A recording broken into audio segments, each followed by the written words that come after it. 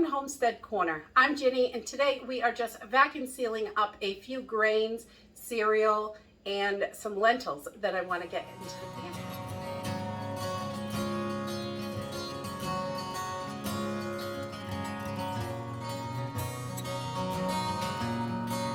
So as most of you already know, if you've been watching this channel for any amount of time, you know I think it is super important, especially in the economy that we're in, the way the supply chain is, the way everything is chaotic in the world. I think it is so important to keep your pantry as full as humanly possible. So today I am just vacuum sealing up some lentils that we had picked up, and I usually wait until I have a bunch stocked up and I pre-freeze them. These were in the freezer for 48 hours, and then we brought them back out and I let them sit for usually a week is what I do. 3 days. You want to make sure that they're completely back to room temperature all the way through is the only thing. And I do the same thing with popcorn, and that's all we're doing today.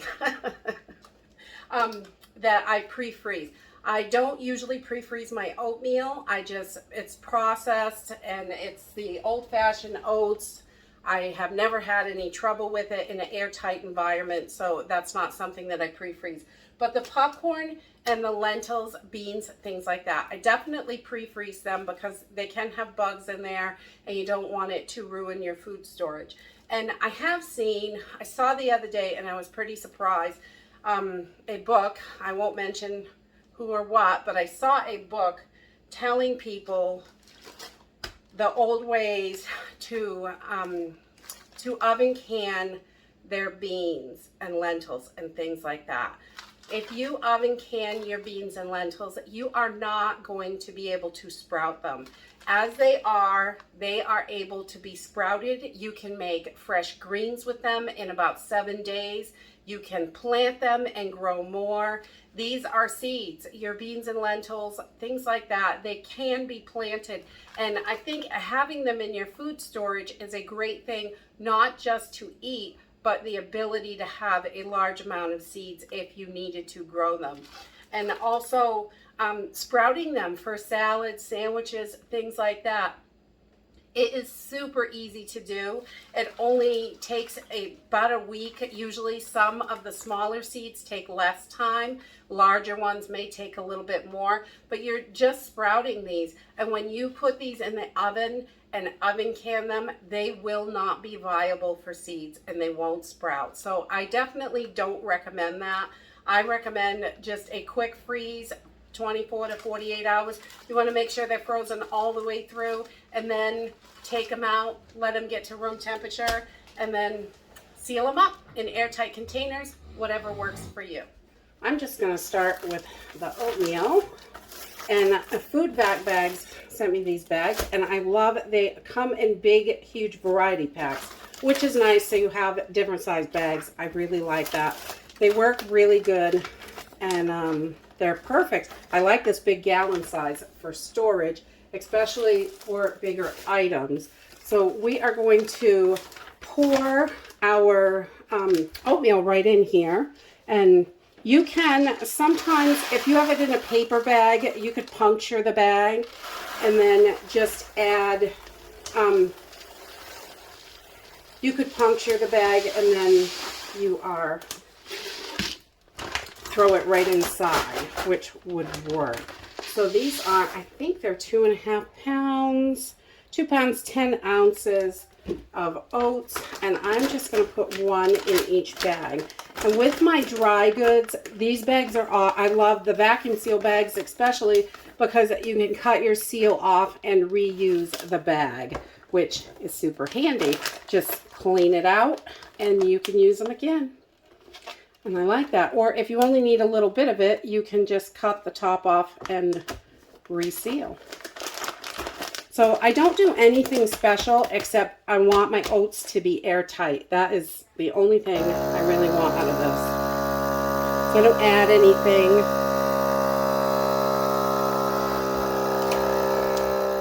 So once I have that, I'm going to add a second seal just in case if one seal breaks, the other one is going to catch it. So I've done that for quite a while, and I just add a second seal. And that way I am sure that it is nice and solid, and you can hear this thing is rock hard. So those are nice and airtight, and they are going to last in the pantry for years. Not that currently in this state of this country and the world right now, I'm sure we're going to be dipping into them long before a 25 or 30 year period. So we are going to do the same with this. That dust is a mess. We'll just get this other one done up as well.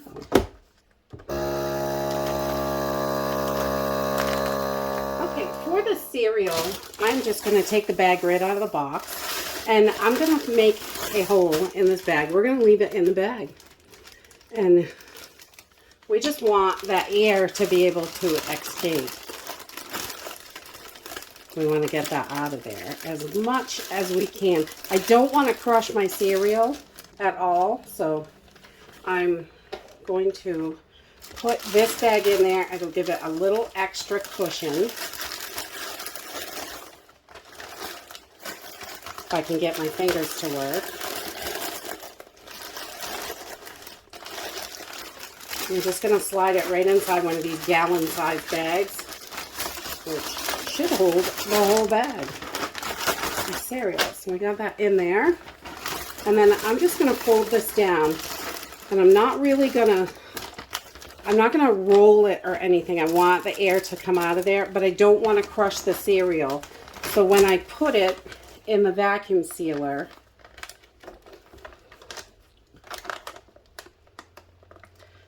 and I think all the newer vacuum sealers do this. When you hit your vacuum seal, when it gets down to where you want it, hit the seal button and it will stop vacuuming.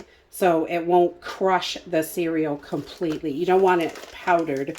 And if you don't stop the vacuum, it will crush your cereal. So I'm just going to hit my vacuum seal, the auto vac. And when it gets as tight as I want it, right about there, I'm going to hit the seal button, and that way it won't suck any more air out of this. It's got it so you can feel it. It's pretty tight, but it's not crushed, because it will crush everything. And you don't want to do that on cereal. Now, I don't store much cereal in the pantry because we store a decent amount of oats, and you can make granola, you can do oatmeal, you can make muffins, bread, oatmeal. Oatmeal's so versatile. I love oatmeal. And we keep a decent amount of oatmeal, but cereal these are just for a special treat, or if we wanted to make cereal bars or something with our oats, we could add these in to give it a little bit more nutrition and stuff like that. So we don't really store much cereal, just some plain stuff that we can add fruit to or something like that, because this you can add fresh fruit or freeze-dried fruit, and my kids just love cereal. They love it. They would eat it every meal if I let them, I think. So again, just 2 seals, and that way, just in case one fails, you've got the second one to fall back on, and your cereal is all in there. And this bag can be reused if you cut tight up to that seal. It's still plenty big enough for something else. So we're just going to do another pack of cornflakes, and I have 2 boxes of Rice Krispies also. We're going to do those as well and get this all into the pantry. I think I'm going to stick this one in the bag first and then cut it once I get it inside.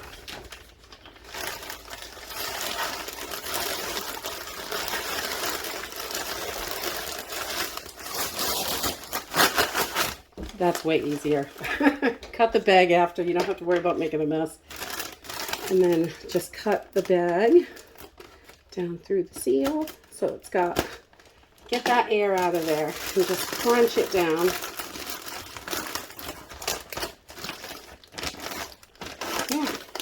That was much easier. I wish I would have thought of that first. but I like to do everything the hard way sometimes. So for our popcorn and lentils, we are going to use Mylar bags. That's what I like to use for these. And some oxygen absorbers. And I'm not going to vacuum seal with this, but I'm just going to use the heat seal on the vacuum sealer. So I'm just going to pop one of these. I'm going to put 5 pounds of popcorn in a Mylar bag and 6 pounds of lentils in one of these. These are gallon size, so they should fit in there just fine. And I'm going to take them out of the bags just to save space, and we can pour them right in here.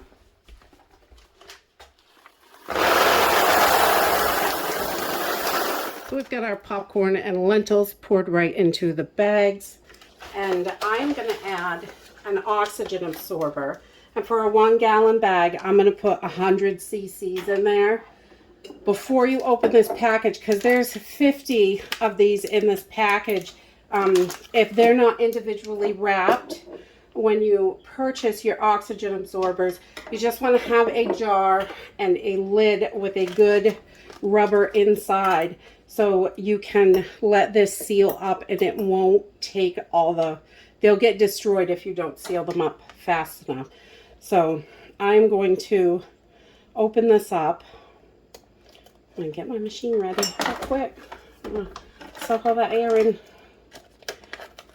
We're going to take one and put it in each bag real quickly. You have about 10 to 15 minutes with oxygen absorbers, but if you leave them out, they're going to absorb oxygen from the air. So you just want to get those sealed up as quick as possible. And I crank that lid right down, and you'll notice a lot of times it will suck it down and seal it, but we want to get these sealed up now. So I'm just going to take my lentils and we're going to push the air out of here that we can. And then I'm just going to use this for the heat seal. And the oxygen absorber will take care of this. And sometimes your bag is going to be really crunched down, and other times it won't. In about 24 hours, you'll be able to see what it is all that it is going to do.